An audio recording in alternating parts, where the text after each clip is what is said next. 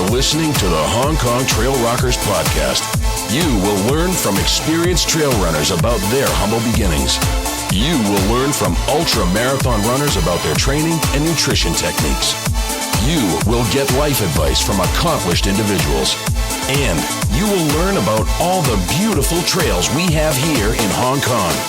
Without further ado, here's your host, Vince Nateri, with this week's episode of the Hong Kong Trail Rockers podcast.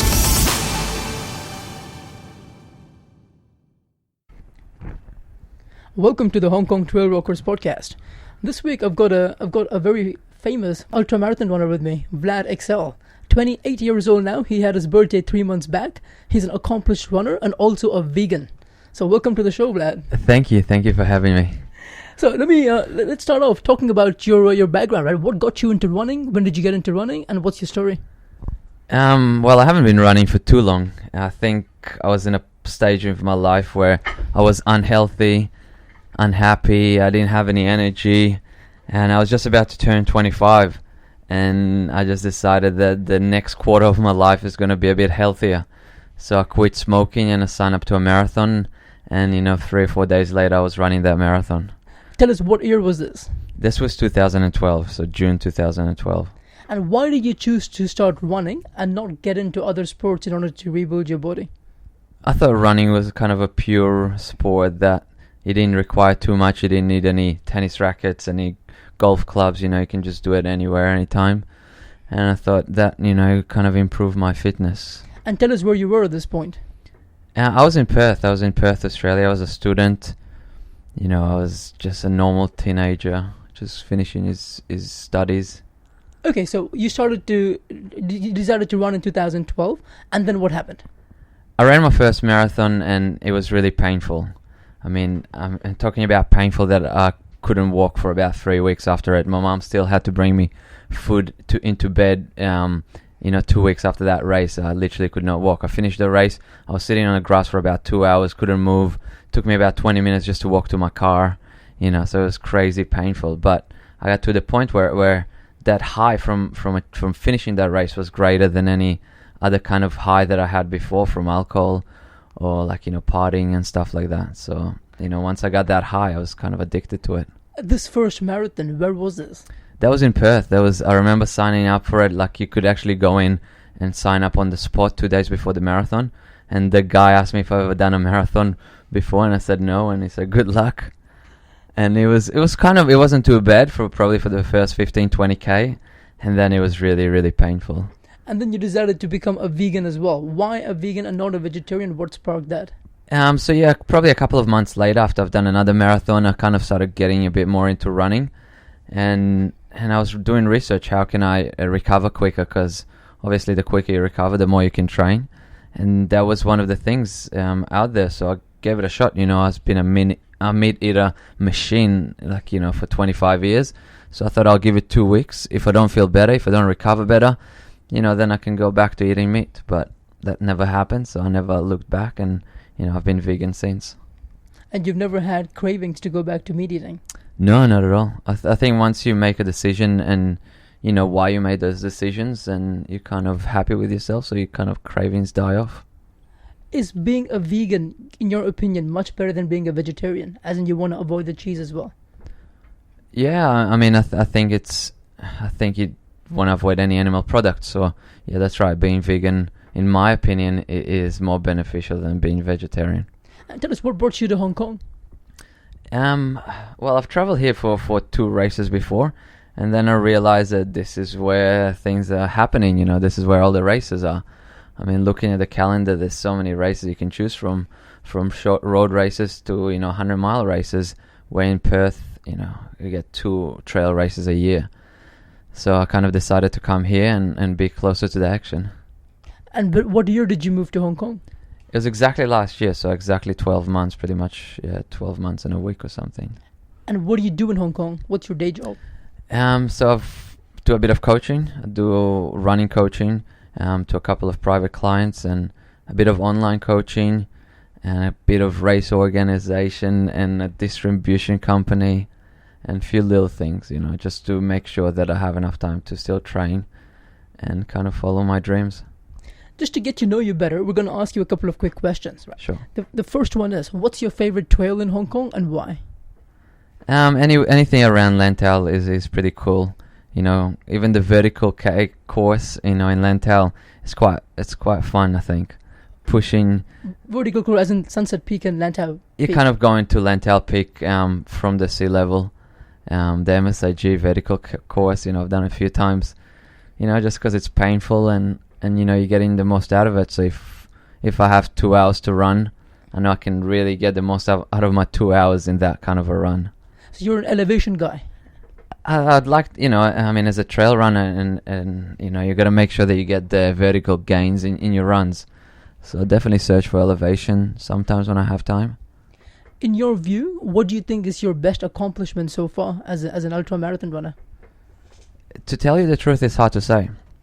I mean, I've ran 600k races and I won 5 of them, but then I ran my first 10k a year ago without any speed training, and I did it in 32 minutes. And then 6 months ago, you know, I finished 5 seconds behind the guy that won the Empire State stair race in a stair race. You know, so it's kind of really hard for me to say because I'm not sure what I'm good at yet. So I don't really know what to kind of look for when asking about an accomplishment. In the past, so far, you've done so many races in the past. I mean, I know you've done a very tough race called the Ice. Is it Ice Trail Terran? Yeah, the Ice Trail was definitely a painful experience. I mean, I finished 12th there, so I wouldn't say it was my best accomplishment.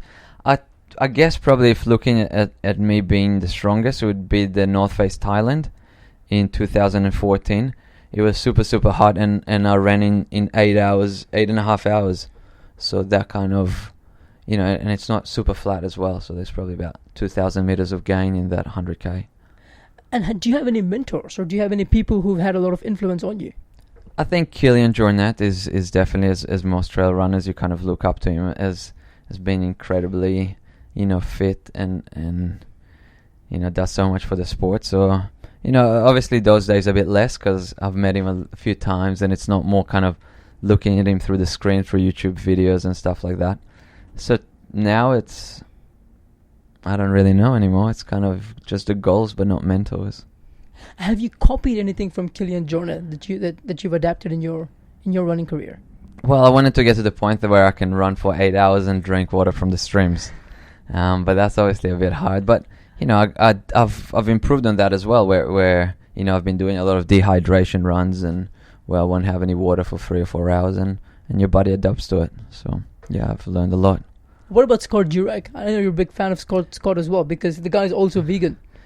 Yeah, I mean, I see Scott and Kilian in 2 different leagues a little bit. You know, kind of Kilian is I think is a better athlete than Scott. But Scott is very good in planning. So Scott makes sure that everything is 100% ready before he does races. If it's his knowledge, if it's nutrition, you know, support crew, whatever that is, because to kind of make up for his lack of athletic abilities compared to the other good runners.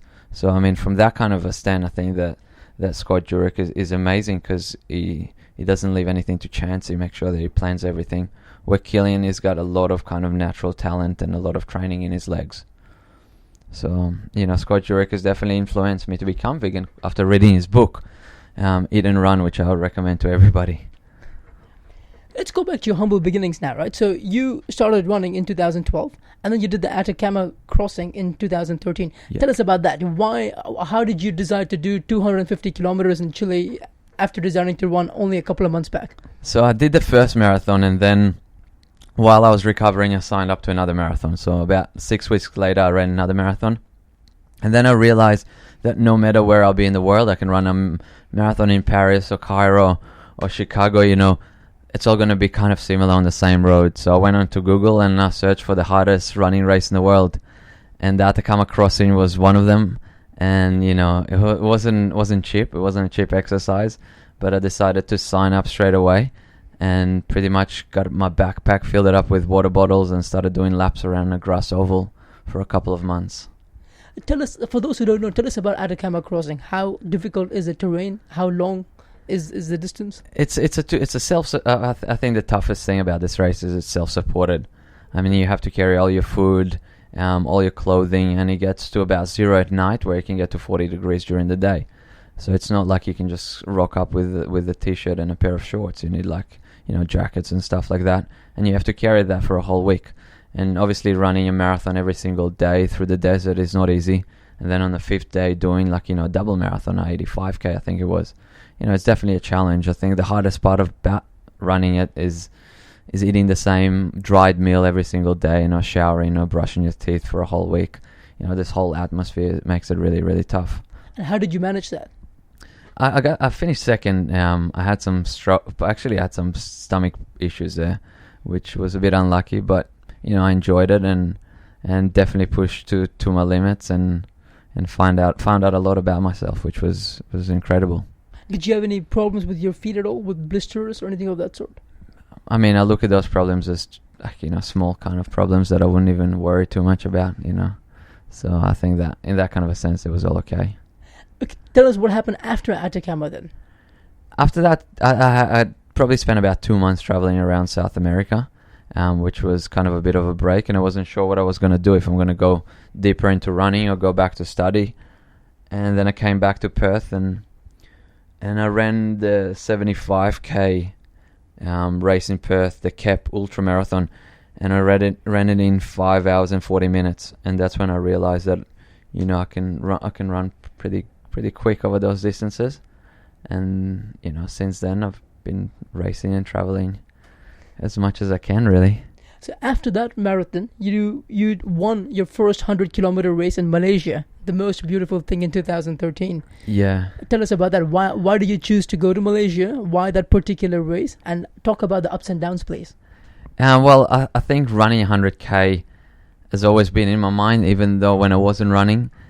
Growing up, my dad used to be a runner before I was born. So growing up, I always knew that he did run 100k. My dad ran the first 100k in the Soviet Union in 1973 and 74. But then obviously stopped running when he was about 20, because if you look back at Soviet Russia, if you see somebody running on the streets, then you think that he stole something or is running away from something. So, probably at the age of 20, he stopped running and he kind of was done with running. And, growing up, I always knew that he did a 100k race, and I always thought that would be cool to do one. So, I had a chance to sign up. I didn't really know anything about ultra running or what races I should do or not do, and Malaysia seemed like, a cool place. I've never been to Kota Kinabalu before, so yeah, I signed up to that race, and it was amazing. It was definitely an amazing experience. I mean, that race is really, really cool, and it's started really hot, so it's probably 40 degrees in the beginning, then it rained for about 4 hours non-stop, and then actually got cold towards the night. So it was definitely a challenging race. Between 2012 and 2013, right? How did you get yourself to the point where you started to win races? What was your training plan like? It was a lot of training. It was definitely a lot. So I kind of understand that I need to run for about 20 or 30k every single day, and I knew that I was training for the Atacama Desert, so I couldn't train in the morning when it's a bit cooler. So I'd wait till midday when it's a lot hotter, and then I'll do my runs, So I'll kind of do a lot of hill repeats and stair repeats, because Perth is so flat. And yeah, just push my body to the limits. I've been through a lot of pain to kind of, get ready for a race. For the TMBT race, for instance, did you have a specific training program for it? I was scared that I wasn't going to finish my first 100k, so my training was actually 1 week where I needed to run 4 60k runs, and then the next week I did a 70k run. So once I did 4 60k runs in 1 week, and then the next week I did 75k and one go, so kind of a 4 times 65, 60k runs. So so I realized mileage was 65 kilometers per week. No, I was probably going at about 250 for those weeks. So yeah, I misunderstood. So 65k each day. 4 65k runs a week for 1 week. So it's 4 times 65 then. Plus small runs in between for recovery runs. So it's definitely. I knew that I had to put a lot of Ks in. I remember doing a 75k run and then going straight to work without a shower. There's definitely I would start in the morning And I was working as a waiter back then, and I would run. I'd do a 75k run, and I would be looking at my watch towards 60k and going, "Oh no, I'm gonna be late to work." And then I'll sprint, to my car and drive to work, put my uniform on, and do another 8-hour shift, at the restaurant. So things like that definitely made me stronger. So after a 75k run, standing for another 8 hours was definitely a good training. Wow, I interviewed the Nepali guys last week. I was surprised because they did 250 kilometers per week in their run up to the Trail Walker. You've done more, for your TMBT. Yeah, there was definitely 1 week where I got to about 270. Talk to us about the quality of those runs there. Perth is relatively flat. That's How right. do you train there? So the only close trails to Perth are 1 hour drive away.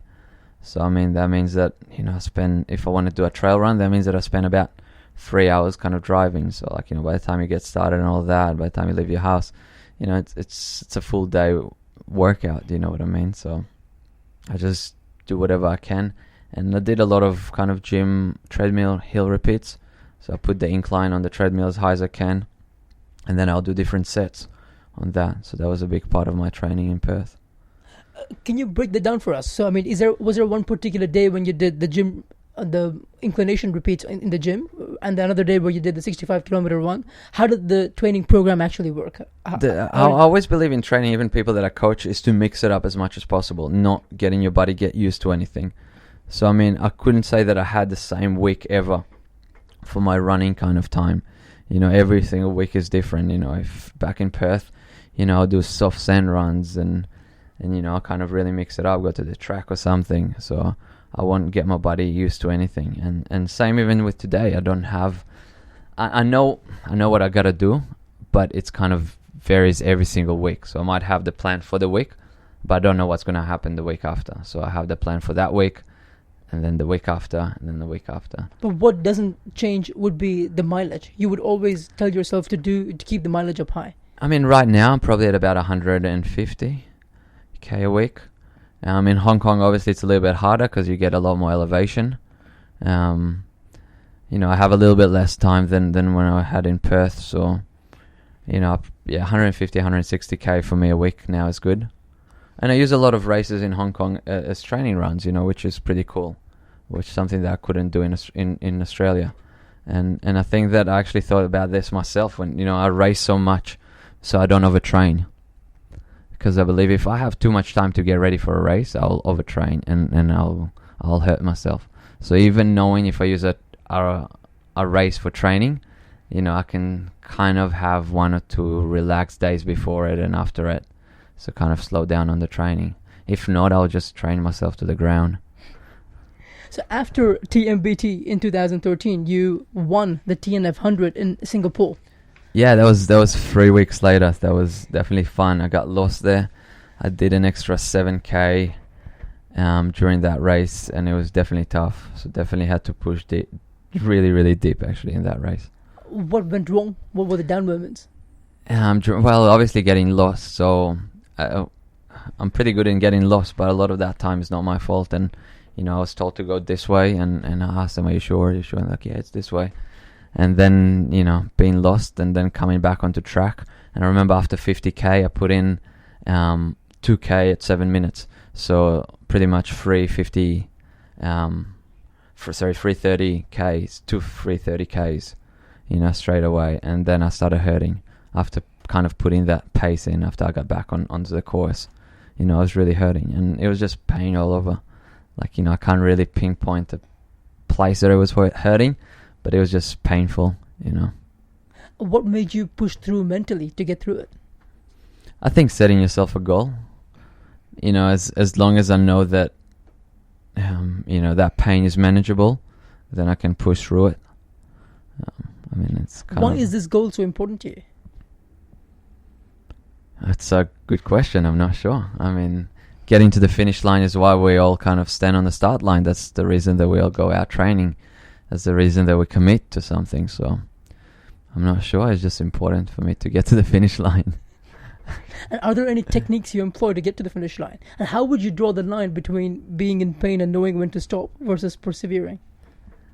I think that line is definitely a grey area that I'm not sure where it is. But yeah, I don't know. I just kind of keep pushing through pain. It's hard for me to actually tell you because I don't know. Have you had any serious injuries? No, luckily, knock on wood, I haven't had anything. I think, with kind of a good routine of recovery and yoga and a good diet, Can you talk to us about the recovery part? What do you do at the end of a stressful run? Yeah, I'll make sure that I eat a lot and drink a lot, like straight away. I'll force food down. I think that's something that's helped me a lot. Eat what kind of food? Well, after a race, if there's nothing, obviously it has to be vegan, but if it's pretzels or chips or things like that, I'll still eat it because I know it's after a race. So like sports drinks, I hate sports drinks, but after a race I could drink 5 or 6 of them, really force it down. So things like that really helped me with recovery. And also getting yoga on regular basis and stretching and easy warm up and stuff like that. You stretch before and after a race? Well, it's not really about what you do during the race, but more in your training sessions. So I actually don't believe in stretching straight after a race.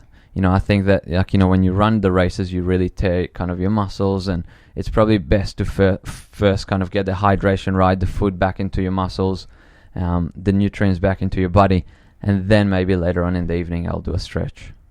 So I don't believe in straight on stretching straight after a hard workout or a race. This knowledge you've gleaned, you've started running since 2012, right? Have you read books about it? What? I did a lot of research. So I know trail running is a really new sport, and there's no kind of formula to how to get to that amount of time or distance. If we look at a 10K, you go online and there's a million programs how to improve your time in a 10K. What kind of training you should do. But trail running is so new, so I spend a lot of time researching triathletes, especially triathletes and runners and marathon runners and even American football players with their exercises and their kind of movement, and soccer players for their speed of their feet and stuff like that. So I definitely did a lot of research because that's where kind of strength is in the amount of knowledge that you have. So after that race in 2013, right? You did Hong Kong 100 2014, 11 hours 53 minutes. Then you have a course record for TNF 100 in Thailand, Feb 2014, and then you came first again in 2014 TNF Singapore. And you had a lot of food poisoning, and you still finished with 3 gels and half a banana. Talk to us about that. Let's start with TNF in Singapore. Right? What happened there? Yeah, actually, I had a whole can of kidney beans, but I didn't know that you had to cook them. So I kind of just ate a whole can of kidney beans inside a salad. And then the next day, I literally was in bed in pain, couldn't really move, and the race was 1 day away. So, my friend was about to take me to a hospital, but, somehow kind of convinced him to keep me and I'll be okay. And then I started running, and it was painful. I had no energy and I couldn't really stomach anything. So yeah, I just had literally 3 gels and half a banana throughout the whole race. So you started the race with stomach problems?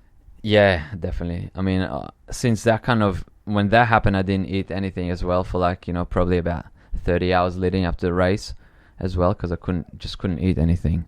So obviously coming to a race with an empty stomach, you're already going to start, the problems are already going to start. And then bathroom breaks non-stop, that was kind of part of the run. So how did you win it?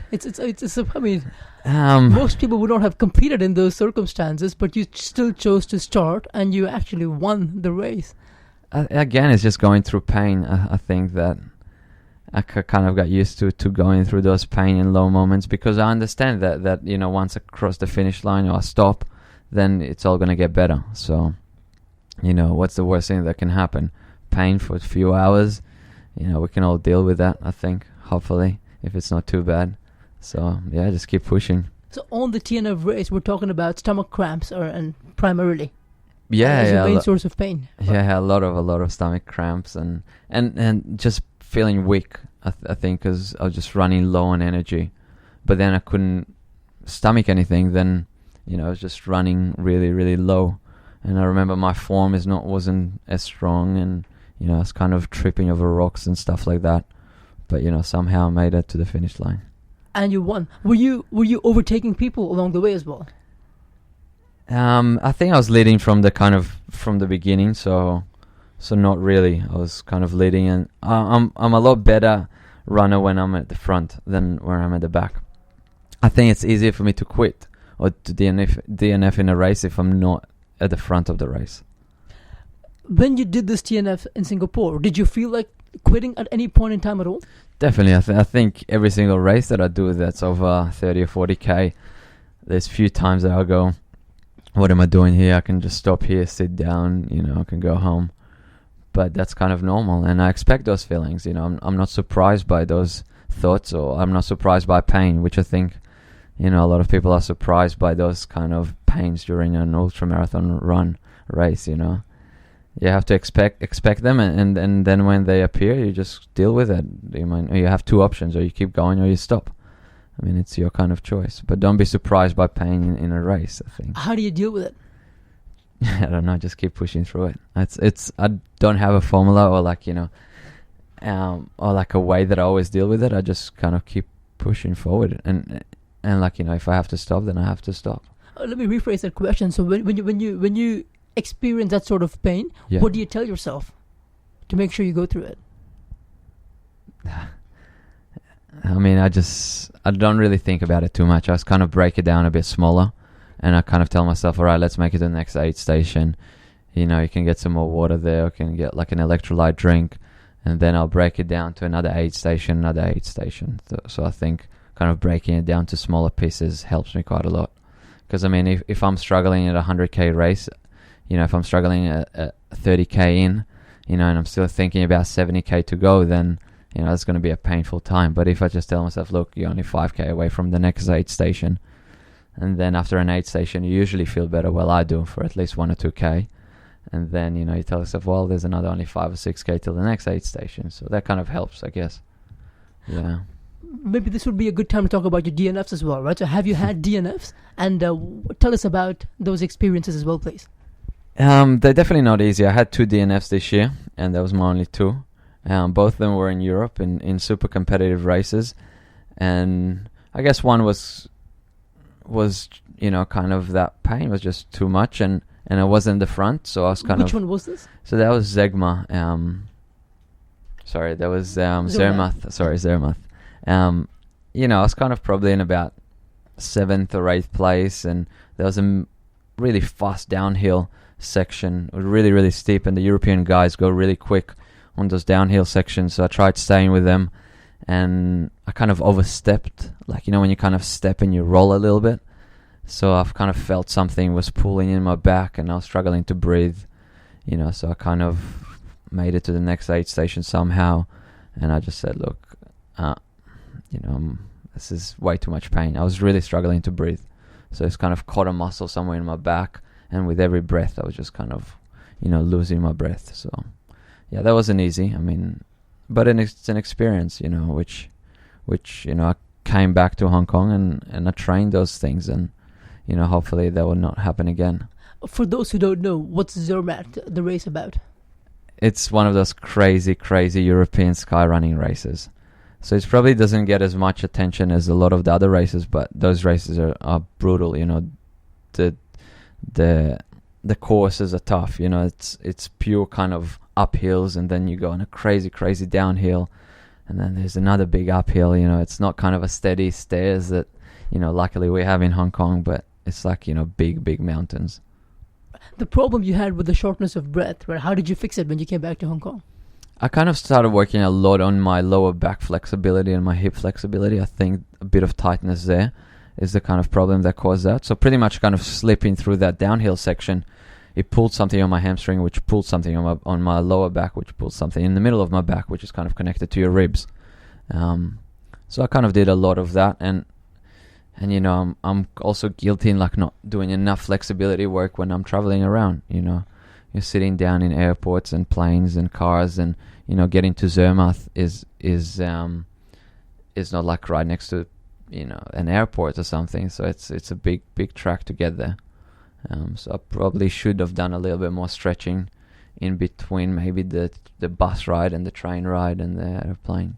How did you figure out what was wrong with you? Did you go to a physio or a doctor? Or was that self-diagnosis? I think I kind of know my body quite well. I mean, when I started running, I started seeing the physio also quite often, even before things were going wrong. And I still kind of do. I make sure that I see a physio before something breaks down. And this is an opportunity for me to learn. Because I remember coming into the physio office in Australia, to my physio, and I would ask him so many questions. I make sure that I get my $100 worth of money that I was paying him. I was making sure that I would ask him a lot of questions. And, I got to the point where I was dry needling myself, back in Australia, just because, I wanted to learn. So yeah, I kind of diagnosed it myself. What was your second DNF? Second DNF was a bit unlucky in Transvaal, Kenya. I was actually doing really well. That was probably my main kind of goal race for the year. And I was in the top 3, and then I was just a bit unlucky with some technical stuff, so I just had to drop out. Yeah. But it was good fun, good experience. For those who don't know, what's Transvaal, Kenya? Transvaal, Kenya is I personally think it's the most competitive race in the world. Like, I mean, you can't get into the top 30 or 40 there unless you're a really, really solid runner. It's Transvaal, Kenya is an island off the coast of Africa. It's a Spanish island, and pretty much you run on a volcano. So it's very kind of soft sand, kind of soft volcanic sand that you're running on. And it starts with a massive, massive incline, probably about 21k of just straight uphill running. Then you run around the volcano, and then you finish off with 21k of downhill running, which I think is pretty insane to run for 21k up or 21k down non-stop. What went wrong there? You said it was technical, right? Yeah, I mean, it's just, some of those things happen sometimes, so, yeah. These 2 DNFs, what lessons have you learned from them? I think sometimes that you can stop if that's needed. I think that you have to remember there's a lot more races and a lot more training sessions to come, and you have to understand that this is not the last race you ever do. So sometimes it's better off to kind of stop and just start training for the next one instead of kind of pushing through a brick wall when it's not the right time. So you're not the kind of guy who beats yourself up, right? If you happen to DNF on a particular race. I mean, obviously I'm disappointed, but that's part of running, and it happens to everybody. I guess, and the more time that I spend worrying about it is the less time that I get to train and forget about it. So I try and forget about it straight away. And usually the best way to forget about it is start running the next day if everything's okay. I want to go back to your training program now, right? And so do you still maintain the 150 kilometers? If so, how do you break it down? What does, say, a typical training week look like? I know it changes week after week, but can you talk more about that, please? So I try and make sure that I have a stair session and uphill repeats every single week. And those uphill repeats will vary from, let's say, like this week, let's say an example of this week, I did 5 times 10k uphill repeats. So 10 minutes. So 5 times 10 minutes. So I pretty much run uphill for 10 minutes. And I'll do 5 sets of that. And then some days it'll be shorter ones. So it'll be 10 times 1 minute uphill repeats. Or sometimes it'll be 7 times 3 minutes uphill repeats. Or like stair repeats. Making sure that I get the long runs as well on the trails is really important.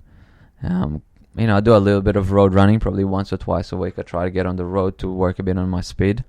I don't really do any speed work, but, running on the road, you run a little bit quicker.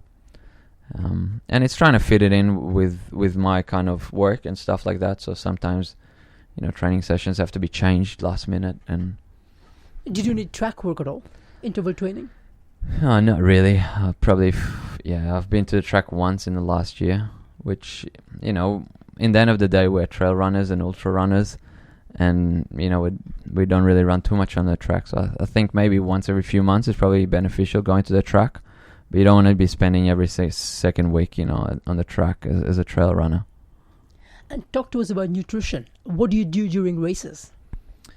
So my first race, the first 100k that I did in Malaysia, I had 20 gels during that race. And I remember finishing at 12 o'clock at night and just lying there and going, my stomach is sore, I can't fall asleep. So I kind of made sure that I'm taking the gels off. So, first 100k race that I did, I had 20 gels. And now I can do, 100k races with maybe 3 or 4 gels.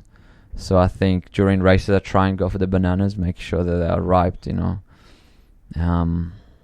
I don't rely on too much food during races. I think that's something that I learned is my body's kind of adapted to burn fat rather than carbs. So that means that I don't have to have too much during the race. Yeah, I mean, that came from doing a bit of research and doing runs without any breakfast or any gels. Like, so I'll do a 30k without breakfast or gels. So I'll run for 3 or 4 hours with nothing except water. So that kind of, your body kind of learns to adapt to use the fats in your body, I'm guessing. So you don't use any hammer powder or tailwind, or you don't use one of those powder things? I actually got to try a bit of tailwind not too long ago, and it didn't seem too bad. So, I might give that a try a little bit and see how that works. But I don't want to depend on anything. I think that I learned for a long time not to depend on anything. So, I kind of rather depend on bananas. Because you're vegan, right? Do you take any supplements at all? I only take zinc and magnesium before I go to sleep. So just a zinc tablet, magnesium tablet. I think, actually after I finish my workouts, I have a magnesium drink, which is pretty much a dissolvable tablet that I put in water. And I'll have some vitamin C and electrolytes that dissolve in water. So, personally, I don't think we need as much protein as we are told. And, I have maybe 10 grams of protein a day, and I'm still training most days twice a day. And I'm recovering, I think, quite well. So I think, magnesium is a bit more beneficial for recovery than protein, personally. Do you have any alcohol at all in the form of a beer or whatever it may be? Yeah, so not getting too kind of dependent on it. I think that I used to be dependent. I remember like 4 or 5 years ago, I wouldn't be able to fall asleep unless I had a 6-pack of beer. And same with coffee and stuff like that, how you need your morning coffee. So with alcohol, I learned not to get dependent on it, which means that maybe some weeks I'll have 1 or 2 glasses of wine or a beer, and then some weeks I won't have any alcohol. So I never have that kind of urge to, I need to drink, I need a beer tonight, which I kind of do that with caffeine as well. Caffeine, alcohol, sugars, and gluten. So I try not to get too dependent on them. But you still drink? I still have, yeah. And I wouldn't say I get drunk. I don't think I've been drunk since I started running, which I'm quite happy about. So how competitive are you with that? So how important is it for you to win races as opposed to merely participating? I think I'm super, super competitive, To be honest, I see us coming second as being the first loser. So I might have a semi-smile on if I finish second, but deep inside I'm kind of disappointed, and I am super competitive, if it may be a bit too competitive even, And so when you participate in the races in Hong Kong, you want to win it? I want to win any single race that I do. I mean, unless I'm doing like a marathon, which I know that there's no chance in the world that I could win, then, I'll still try and do my best, even though I tell myself I can't go to a race and not give 100%. I might do races on tired legs, like let's say last week, I probably put in about 100k before I did a 50k race. So I am going to the race with tired legs, but I'm still going to give 100%. So whatever that 100% might be on the day, but I'll still give 100%. There'll be no kind of, I'm going to take it easy today. You've got any secret targets in Hong Kong you want to beat? Any runners? Yep. I don't know. I don't think there's any left. Do you take painkillers when you run, and what's your philosophy on that? No, I've actually one time when I was really struggling last year, John Ellis ran past me and he gave me a salt tablet and a painkiller, and I tried it then, and I don't know if it helped or not. I still kept on struggling, but I don't use them. I don't really believe in them. I think, well, I don't know. I haven't really experienced enough to kind of comment on that. Like maybe. Are you predominantly a solo runner, or do you like team events as well, like the Oxfam 12 Walker, for instance? Definitely a solo runner. Definitely, I struggle with running with a team. Why is that? I guess I expect more from people, as much as I would expect myself. Like, so you're like a taskmaster. Yeah, I would say that, I just hope that people will push a bit harder sometimes. I mean, I did that country of origin race with the Australian team this year, and I felt bad in the end of the race, kind of screaming and yelling at the other runners, kind of, come on, let's go, come on, what are you doing, this is so slow, or like running up and then running down. So I mean, yeah, pretty much gonna try and stay away from team events, only because I'm just too competitive, and that's why I never really like team sports, because I can't control everybody else. I like to stay in control, I guess. Do you incorporate some sort of a rest routine into your schedule? Not really. I believe in active recovery. So even if it's a 5K jog or a bit of barefoot running, they'll be better than just sitting on a couch and waiting for miracles to happen. The best way to recover is get more blood flow in your body. And, I believe most of our recovery happens while we're asleep. So as long as you get 8 hours of sleep every night, then, you don't really have to do too much resting. You can go for light walks or a yoga class or, or swim or recovery work. Do you listen to music when you run? I go through stages, so probably I'll do maybe a month with music, a couple of months without music. Lately I haven't listened to music for a couple of good months. It's usually more kind of in the summer when it's a little bit more road running. Then I'd never listen to music on the trails. I've never listened to music on the trail. It's just, when I enjoy the trails, I'm not there to kind of, just do a job. I'm there to enjoy myself. So are you ever scared you might run out of challenges or not be able to defend your top spots? No, definitely not. I think that's, the beauty about trail running, there's so many races. It will take me about 60 years to try and achieve my goals in them. So I'm not scared of that. And, as long as I'm healthy and I'm training well, then hopefully I'll also do well in races. What about losing your passion for running? Do you think that's a possibility in the future? I'm not sure. I mean, as long as I'm happy, right now I'm happy with running.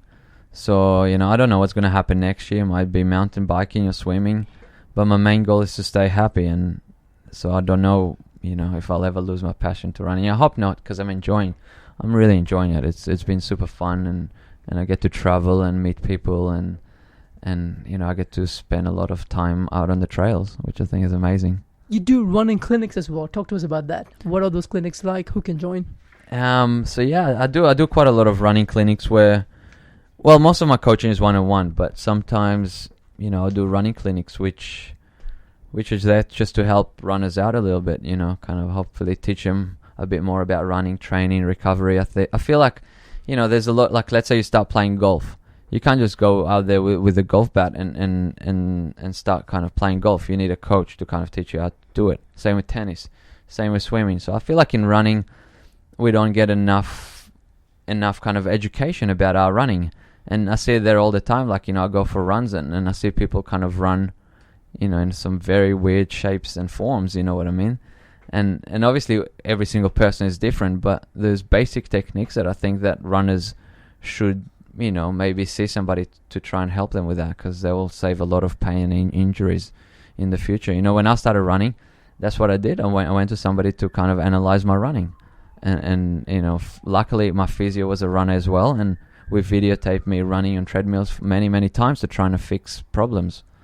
And a lot of people, I think, just think, oh, well, running is natural. But, if you want to be a good runner, you should go out there and get some professional advice, I think. And your running clinics are for people of all levels? Yeah, definitely. My running clinics, they're not training sessions. So I think, people might confuse them with training sessions. It's more about giving information about, techniques of how to run downhill, uphill, technical sections, how to recover after a race, recover after a training session, the strength work that I do, the balance work that I do. I think that's a big part of my training that we haven't really talked today. But, to be a good runner, it's not all about running. There's a lot of aspects around running that you should kind of try and do a little bit of as well. Our buddies, we take them to the extremes when we run ultra marathons. So we got to make sure you keep your body strong, and that means doing some strength work and doing balance work and doing core work, and maybe doing a bit of barefoot work to get your feet stronger. And you always got to kind of keep improving. You can't just go out there and just keep running. I train a lot, but it's not all running. A lot of it is at home by myself, on a mat. I don't use any weights. I don't think we as runners need any weights. But a lot of it's just basic exercises which get your body stronger. Tell us about your goals for 2016. What do you want to accomplish next year? My goal is definitely every year to try and do a race in a country I've never visited. So I think for next year might be South Korea. And, there's a lot of races that I want to do. So there's the World Champs, the Sky Running World Champs that hopefully I get to run for Australia again. And maybe the World Trails as well to run for Australia. That would be cool. And yeah, there's many races. I don't set myself too many goals yet. I would like to go back to Transvolcania and to try and do a bit better. But I don't pressure myself too much. I think that I'm still developing as a runner. I don't know where my strengths are, as I was saying in the beginning. And right now, it's not my time to kind of pick and choose races yet. I think in about 2 or 3 or 4 years, it might be my time to kind of go, look, I got this race, and this year race, which are my goal races. But for now, 2016, I'll look at it as 2015, try and do as many races as I can. I get to do quite a lot of races, and I'd like to keep that for 2016. For someone who wants to get into ultramarathon running, what kind of advice would you give them in terms of where to start? You can do it 2 ways. You can do it the way that probably most people would tell you to do, which is start with a 5K, do a 10K, then do a 20K, then do a marathon, then do a 50K, then go higher and higher. Or you can do what I did, pretty much start with a 250K race and then work your way down, and then nothing seems too scary or too long for you anymore. Which is better? I don't know. I think going the extreme first is definitely more painful, but it worked for me. So, but I think my advice truly would be to research and learn and try and improve outside of just doing your normal runs, seeing where you can improve on other aspects of your body, yourself, where's your diet, your strength, where you can improve there. Not just kind of thinking, well, I need to do a 100K race, so that means that I need to do 150K weeks of running. You got to look at other points as well. And for someone who is, an intermediate runner who wants to get to the next level, what kind of advice would you give them? I'd say don't be scared to kind of push outside your limits. Pain is my friend, and it should be your friend as well. And you don't win races on race day. You win races where you do hill repeats or long runs by yourself when nobody's not watching. There's no medals or certificates in the end. That's when you truly win races. So I think if you want to take your running to the next level is to really work hard, and that means doing some boring training sometimes, which is hill repeats. So I know you're a young guy, yeah, but what would your number one key to success be? Sacrifice, definitely sacrifice, and that's any successful person would tell you that it's sacrifice. How much you're willing to sacrifice for your goal. If that's changing your diet, changing your routine, or changing things in your life, how much you're willing to give up for that finish line, for that medal or for that trophy. And that's how you win races. I guess so, yeah. I mean, in the end of the day, the person that wins the race is the one that sacrificed the most. It's at our kind of level of running, natural ability plays a very, very small role. Once you go to the Olympics and you look at 10K or 5K runs, then yes, maybe, everybody trains that really hard. But at our level here in trail running, it's about sacrifice. It's not about natural abilities. That plays a very small role. For someone who wants to learn more about you, or someone who wants to inquire about your running clinic, where should they reach you? They can reach me on Facebook. My website is vladixel.com. You can send a message through there, or if you have any questions, if it's not about clinics or anything like that, it's about nutrition or anything like that, I'm happy to always try and help. I think that after I read the Ultramarathon Men, the book by Dinka Nazis, I just sent him an email just saying thank you, and it's a great book that inspired me. And I never expected a reply, but 5 hours later, I got a reply, and I was a bit kind of shocked that he would even reply. So I always kind of try and make sure that when people do ask me questions or comment or say anything, I'll do my best to give them an answer as soon as I can.